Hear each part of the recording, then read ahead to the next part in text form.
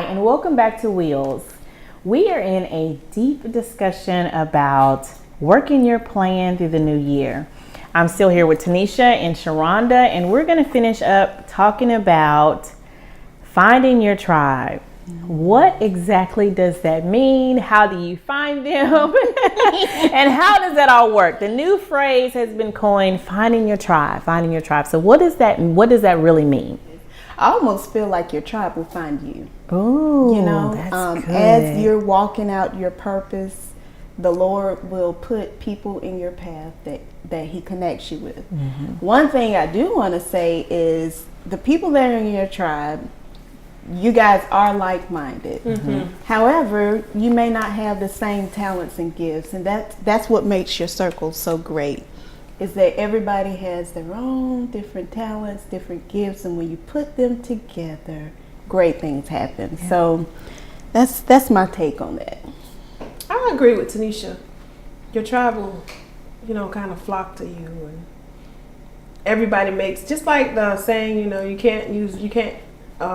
your arm doesn't work or your fingers don't move unless you have your arm. So you need a whole body, and so everybody has to play their part in the tribe. So they kind of like, they come to you, or That's good. That's good. When I think about finding your tribe, I definitely think about finding like-minded people.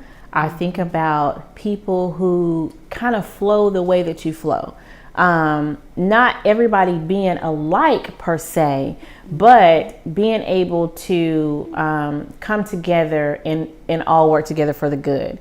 And it reminds me actually of when I used to do network marketing a long time ago, and we used to do these exercises, and one of them was which I call it the red, blue, and green exercise. I don't know the name of it right now. It's been so long. But you find there are people in your circle, and there are people that you have your circle, and then you may have your inner circle. Mm-hmm. And so your inner circle will function differently than those in your outer circle. But your core people in that core, you should have red, blues, and greens. And what that's associated with is people that you motivate or inspire. Your peers, and you're on the same, kind of level. You think alike, you work things the same, and then people that inspire you, people who are doing more than you, people who have what you want to obtain. Mm-hmm. And it's okay to have maybe one or two of those people in your circle to keep you motivated, to keep you reaching for more, but that can also pour into you, Right. And so if you and your peer are kind of like, on the same level, and y'all are doing the same things, it's kind of hard to kind of grab something more from somebody who's kind of on the same level as you. Mm-hmm. So I think that's really good. And I think it's important for people to understand that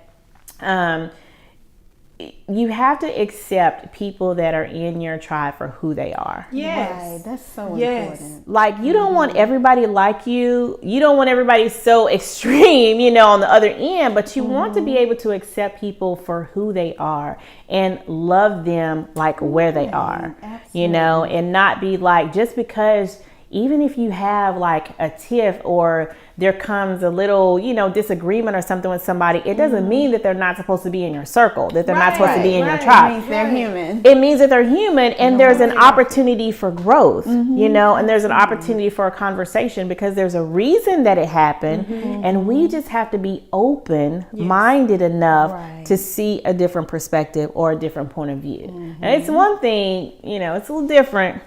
The mean girl stuff or all that, people that you just know their heart just ain't right. Mm-hmm. Now, that's foolishness. We don't deal with foolishness. But when people are just different, personalities are different. And I love if I have a friend that will say something like, that's just a personality difference. Mm-hmm. That's not a heart difference. You know what I mean? Like, their heart is good, but our personalities may just clash. That doesn't mean that we can't still engage. That doesn't mean that we can't still work together and accomplish some things, So anyway, I thought that was really, really key. So a couple of things that have helped me in learning about, because, I'll be like deuces in a minute. But we all come from different backgrounds. Yes. And it's okay. Oh, one other point that I wanted to make was, in finding your tribe, is getting with people, like, not lining yourself up against somebody. And, you know, if they're doing things one day, they may be highly motivated. They may be a runner, like a sprinter. You may be somebody that needs to run marathons, The or best slow runner. You know what I mean? the best competition is no competition. Exactly. And that is so true. Like, you're really only I wrote this down in a journal of the day. You're really only competing against your old self. Exactly. That's it. Your old self. That's the only person that you're in competition with. Exactly. Everything else, everyone else, you should celebrate whatever it is that they're doing, their accomplishments, and celebrate yourself. Like, self-care. That is a huge topic that's going around right now. I know a friend, she hosted an event on Friday, and the topic was self-care. So self-care is just as important as working the plan, writing the steps, you know, hitting those goals. Self-care is good, and self-care is celebrating your small wins. You know what's funny? I told y'all I choose 5 areas every year. The Lord told me 2 years ago that one of my pillars is to be me, meaning me. I have to take care of me before I can even be in any of those other roles that He's anointed me to be in. And so one of my goals last year was to be my own best friend. Because I can celebrate somebody. I mean, I will celebrate you. I will encourage the heck out of you. But I was so mean to myself. And so I had to learn last year how to be my own best friend, doing some things that I like to do with me. And celebrating, I know me and you had a conversation yesterday, Neshonne, celebrating the small wins. Part of that is being good to yourself. I love that self-care. I didn't even know that was a thing. Self-care. I didn't know that was a term right now. Self-care. So celebrating the small wins, and I love be your own best friend. Like, because that goes back to self-care, self-love. You know, you can't love other people well if you are not loving yourself well. And so that really is a whole nother topic on how do we do that, especially as women. You know, we can beat ourselves up or serve everybody else to where we're empty and we're drained and we'll have anything else for ourselves. So we have to put ourselves somewhere at the top of that list in order to accomplish the things that we want to do. And so, and be okay.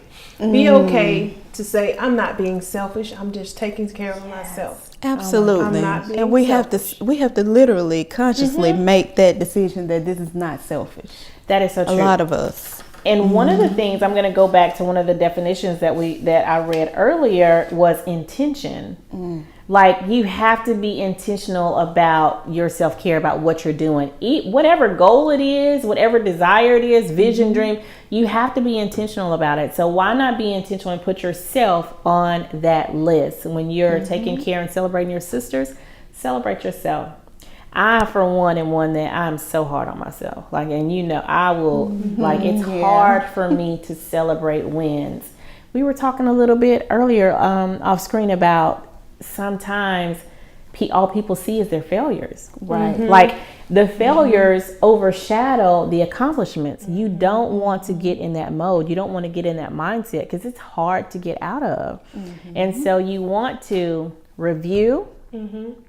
You want to assess, but you don't want to linger in that space and just blow up the failures, because the failures that kind of leads into Sharonda. Talk about the failure board that you were talking about. You know, well, you know, every year a lot of people do. I do it every year. I've done it for 3 or 4 years now. A vision board. But recently I went to a meeting in the Plus community and we talked about a failure board. You know, the board is just to remind you, okay, I did not achieve this, you know, this year or this month or whatever, but I'm looking forward to seeing or processing what I need to do different.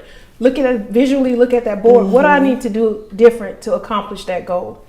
And that's pretty much what a failure board is, just to keep them in mind, but not soak in the failures, you know, not get so caught up in, oh, I didn't achieve this, I didn't make this, you know, quota, or I missed this, but to remind you, okay, what can I do better? Well, that actually kind of reminds me, the failure board could almost turn into another vision board. Come on. You know what I mean? Speak that. Yes. Because you know how who was it? AT&T used to have the rollover minutes. You can roll over some of those goals. Absolutely. Roll over some of those goals. So the failures become new goals. So they don't stay in the failure bucket. And you never get stagnant. It keeps you in a place where you're still reaching and you're still moving forward and you're still trying to get better. So it's good to not forget the failures. It's good not to sulk in the failures. Review them, reassess them, and then move them over, roll them over. Yep. Right. Roll some failures over. Okay. I love it.